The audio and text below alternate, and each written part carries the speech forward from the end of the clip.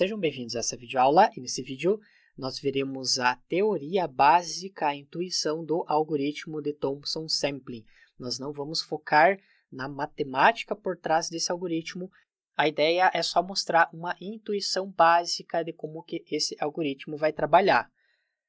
Só para relembrar, nós temos esse problema do bandido multi-armado, que esse algoritmo de Thompson Sampling, ele é fortemente indicado para esse tipo de problema, que você precisa descobrir dessas 5 máquinas, qual é aquela que tem a melhor distribuição estatística, que tem os maiores valores de recompensa, que quando você descobre qual é aquela máquina que tem os maiores valores, você vai ter mais chance de ganhar. E aqui nós temos os braços para cada uma das máquinas, que você vai puxar esse braço e aqui ele vai retornar essas figuras, que essas figuras vão retornar algum determinado valor, ou que você vai ganhar ou que você vai perder. Aqui nós temos the arms, ou seja, os braços da máquina, e nesse caso os braços podem ser anúncios ou ads, que nós vamos mostrar para os usuários cada vez que eles vão conectar a uma página. Cada vez que um usuário conecta na página, nós consideramos como um round. Se você tiver 100 mil usuários, você vai ter 100 mil rounds. E a cada round N, nós vamos escolher um anúncio para mostrar para o usuário. E a cada um desses rounds N, o anúncio I, ou um anúncio específico, ele vai ganhar uma recompensa que vai pertencer a esse valor 0 e 1, que nós teremos o valor 1.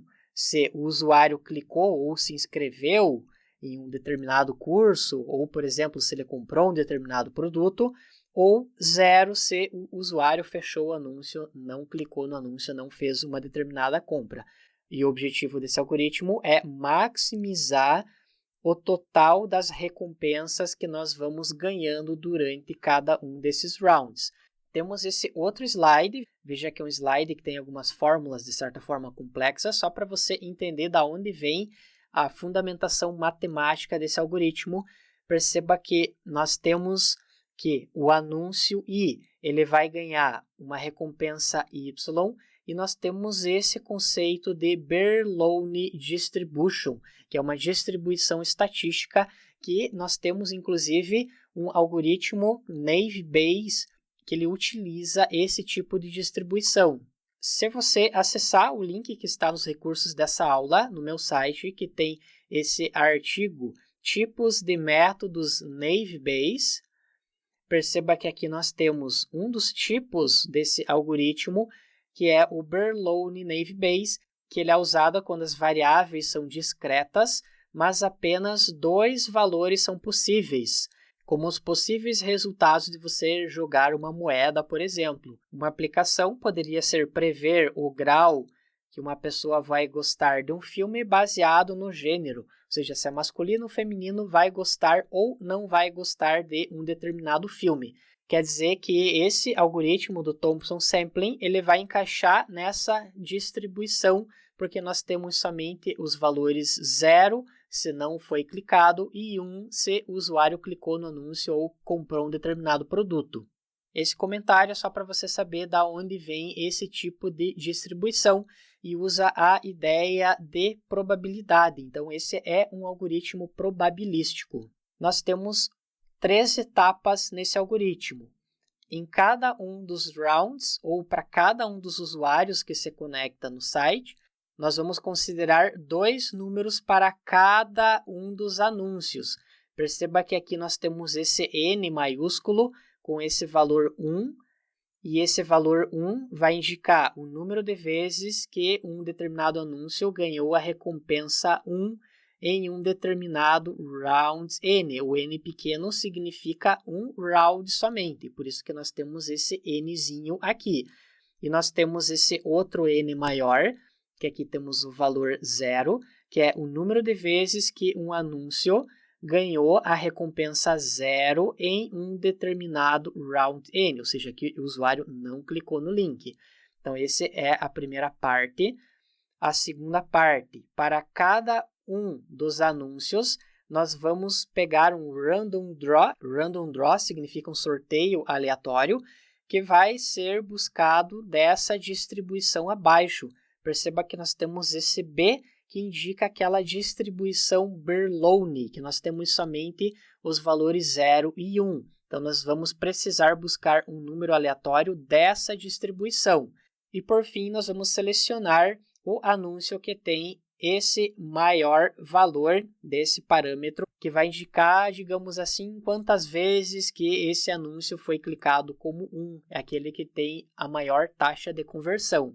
Vamos agora para a intuição prática. Veja que no eixo X nós temos o retorno, ou seja, quanto de dinheiro que você vai ganhar em cada uma das máquinas. E essas barrinhas podem indicar 3 máquinas, que você deve escolher aquela que tem o melhor resultado. Podemos observar que essa máquina amarela ela tem o maior valor de retorno, que está mais para a direita. É claro que no início o algoritmo ele não vai saber quais dessas máquinas possuem os maiores valores. Então, é a tarefa do algoritmo descobrir isso que nós veremos a intuição de como que o Thompson Sampling vai fazer esse processo. Em outras palavras, cada uma dessas máquinas tem uma distribuição numérica dentro delas e o dinheiro que você ganhará será baseado no número dessa distribuição. Vamos supor que nós temos o número 0 aqui e o número 100 aqui. Quanto maior o valor, melhor. Vamos supor que essa distribuição tem os valores entre 70 e 80, aqui entre 50 e 70 e aqui entre 30 e 40. Então, obviamente, se você utilizar essa máquina, você vai ter menores valores. Por isso que a utilização das máquinas que estão mais para a direita, elas vão garantir que você tenha mais chance de ganhar dinheiro. E cada uma dessas linhas vai indicar os centros das distribuições de cada uma das máquinas. E lembrando novamente que, no início, o algoritmo ele não sabe qual é essa distribuição. E como o algoritmo não sabe nada e não tem nenhum conhecimento sobre o problema, no início nós vamos precisar rodar algumas vezes, somente para nós termos alguns dados para começar a processar. Você joga alguns valores aleatórios e você cria uma nova distribuição baseado nesses valores. Depois, o que você faz?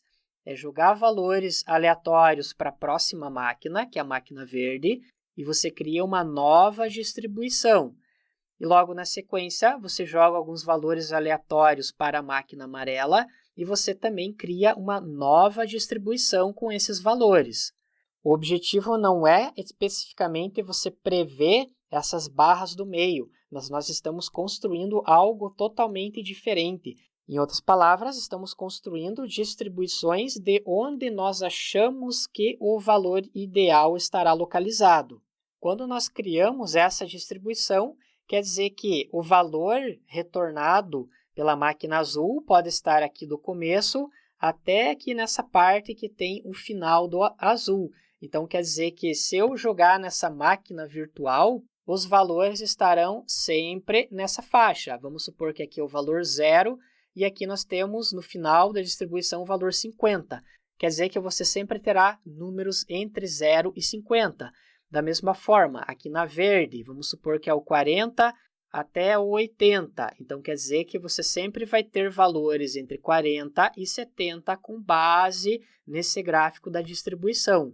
Com isso, esse algoritmo vai tentar criar uma percepção do mundo ou tentar explicar matematicamente o que está acontecendo.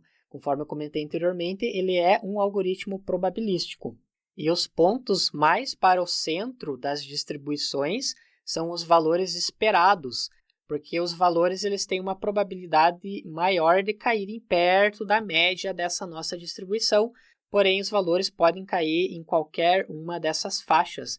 Esses pontos centrais é onde nós achamos que os valores eles deverão ficar e nós não estamos tentando adivinhar as distribuições das máquinas, nós estamos criando a nossa própria distribuição para tentar fazer, de certa forma, uma aproximação. Baseado nessa nossa distribuição nova que nós criamos, agora eu posso sortear um número aleatório, por exemplo, para o azul, que vai estar nessa faixa. Vamos supor que nesse nosso mundo virtual, nessa nossa nova distribuição, esse valor caiu aqui.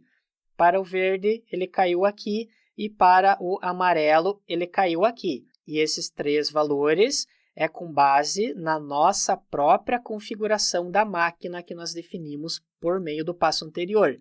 Agora, nós vamos selecionar qual é o maior valor, que nesse caso é da máquina verde, e vamos agora rodar a máquina real. Então, aqui nós temos a nossa simulação da nossa distribuição.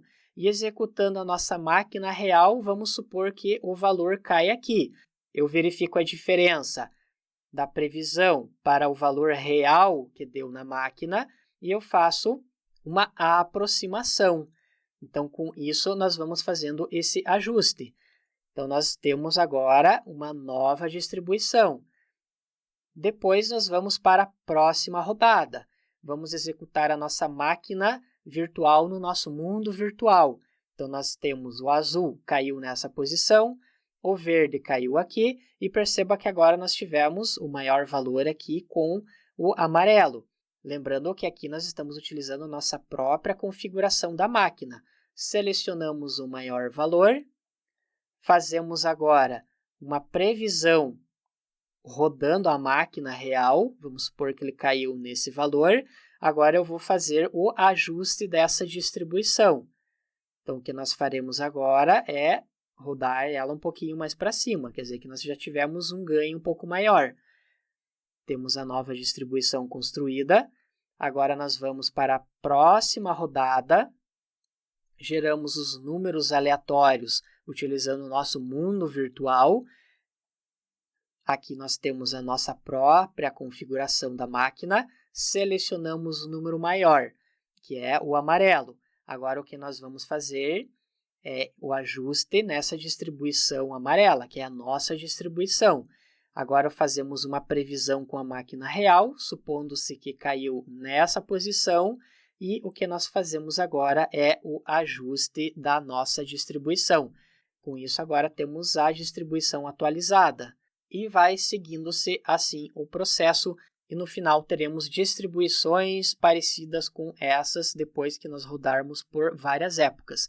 O objetivo a cada uma dessas rodadas é que o algoritmo vai ajustando o nosso modelo com a nova percepção do mundo baseado na distribuição que nós criamos e também baseado em você executar a máquina real que vamos fazendo esses ajustes. E por fim, a cada vez que nós ganhamos nova informação da máquina, a nossa distribuição ela vai ficando cada vez mais refinada conforme esse último slide. Com isso, fechamos essa intuição básica sobre o algoritmo de Thompson Sampling. Obrigado e até a próxima aula!